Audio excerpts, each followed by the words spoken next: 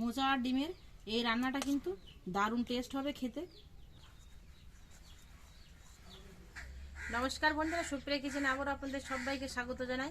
আজকে আমার হাতে দেখুন এই যে এক সাইডে মোচা আর এক সাইডে ডিম। আজকে মোচা আর ডিম দিয়ে একটা নতুন রেসিপি বানাবো। তো প্লিজ বন্ধুরা আপনার পুরো ভিডিওটা প্রথম থেকে শেষ পর্যন্ত দেখবেন আর আমার সঙ্গে থাকবেন। মোচাটা কত বড় দেখুন। মোচা কাটার আগে শুকনো লঙ্কার বোটা ছাড়িয়ে জলে ভেজাতে দেব।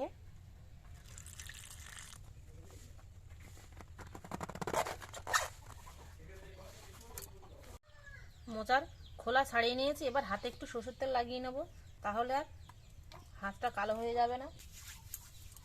অনেকটা খোলা বাদ দিয়ে দিয়েছি, এবার এটা কুচি কুচি করে কেটে নেব।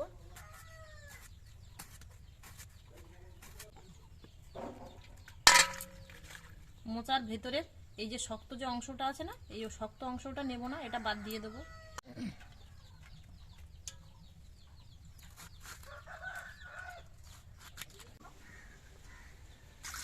জল দিয়ে দেবো কড়াই। মোচা একদম এরকম কুচি কুচি করে কেটে নিয়েছি, এবার পরিষ্কার করে ধুয়ে নিয়ে আসবো। ধুয়ে রাখা মোচাগুলো দিয়ে দেবো। অল্প একটু লবণ দিয়ে দেবো, উপর দিয়ে অল্প একটু আটা ছড়িয়ে দেবো, চাপা দিয়ে দেবো সেদ্ধ হওয়ার জন্য।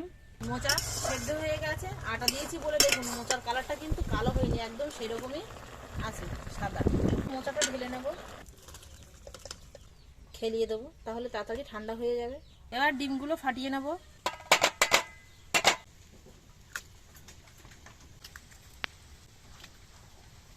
দিয়ে দেবো লবণ আর দিয়ে দেবো গোলমরিচ গুঁড়ো, এক টুকরো আদা গ্রেট করে দিয়ে দেবো।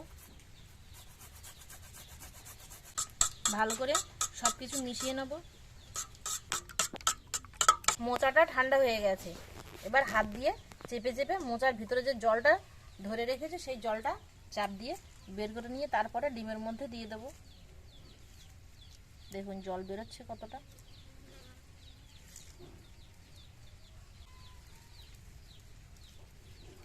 দিয়ে দেবো ধনেপাতা কুচি। এবার আবারও সবকিছু খুব ভালো করে চামচ দিয়ে মিশিয়ে নেব। এখানে একটা এই গামলা নিয়েছি আমি, এই গামলার মধ্যে ডিম আর মোচার মিশ্রণটা দিয়ে ভাপিয়ে নেব কড়াইতে। গামলায় একটু সরষের তেল মাখিয়ে নেব।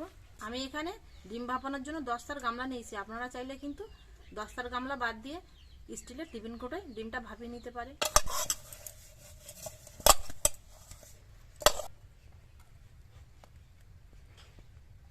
ডিমটা ভাপানোর জন্য আমি কড়াইতে জল বসিয়ে দিয়েছি, তার উপরে একটা স্ট্যান্ড দিয়েছি। গামলাটা বসিয়ে দেবো। স্ট্যান্ডটা দিলে কি হয়, গামলাটা আর এ সাইড ও সাইড সরে না, একটা জায়গায় স্থির হয়ে বসে থাকে।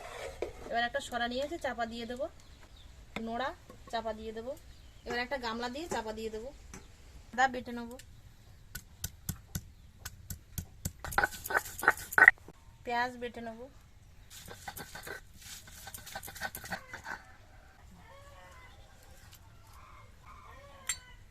জিরে বেটে নেবো,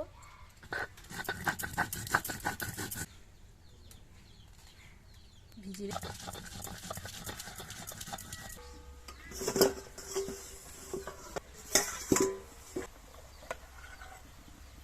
ডিম ভাপাটা হয়ে গেছে, এবার নামিয়ে নেব। ঠান্ডা হয়ে গেছে, এবার তুলে নেব গামলা থেকে।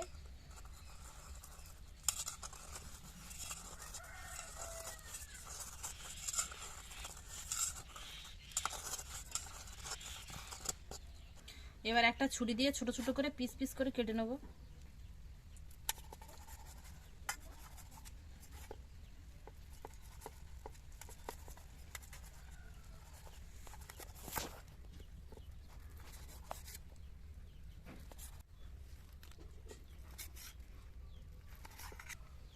পিসগুলো ঠিক এরকম মোটা রেখেছি।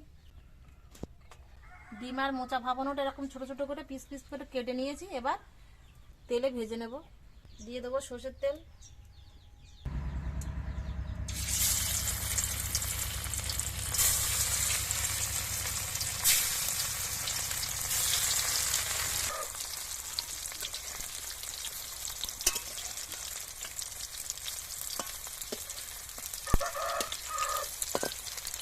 এপিট ওপিট লাল করে ভেজে নিয়ে তুলে নেব।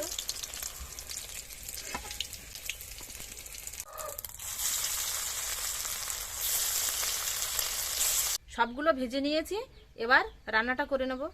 দিয়ে দেবো সর্ষের তেল, তেজপাতা, শুকনো লঙ্কা, গোটা জিরে,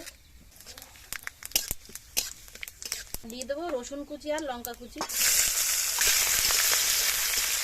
দিয়ে দেবো পেঁয়াজ বাটা।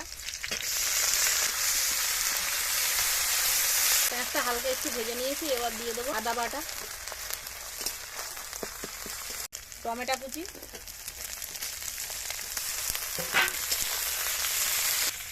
দিয়ে দেবো লবণ,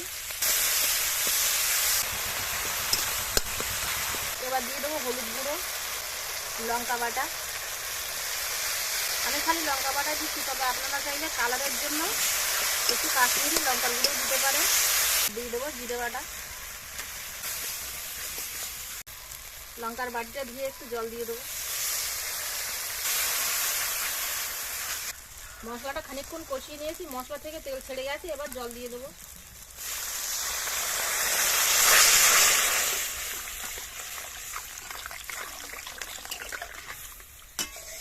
ঝোলটা খানিকক্ষণ ফুটিয়ে নিয়েছি, এবার ভেজে রাখা ডিমগুলো দিয়ে দেবো।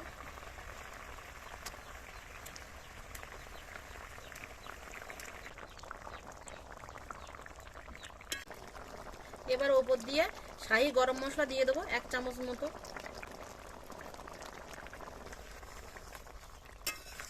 মোচা ডিম রান্নাটা হয়ে গেছে, এবার নামিয়ে নেব।